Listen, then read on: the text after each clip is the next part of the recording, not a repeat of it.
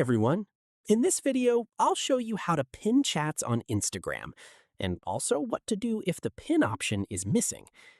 Let's get started. First, open the Instagram app and go to your direct messages section. This is where all your chats are located. Now, find the chat you want to pin. Once you do, simply press and hold on the chat. A menu will appear with different options. From here, tap on Pin.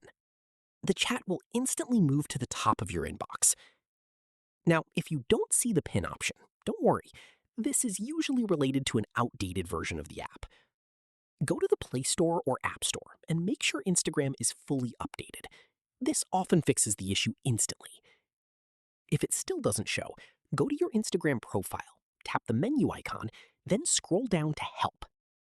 Now select Report a Problem and then choose Report Without Shaking. Here you can send feedback to Instagram support, explaining that the pin chats feature is missing or not showing. After that, just wait for their response or update. In most cases, the feature gets restored or fixed with an update. And that's it. That's how you can pin chats on Instagram and fix missing pin option issues. If this helped you, don't forget to like and subscribe for more Instagram tips and troubleshooting tutorials.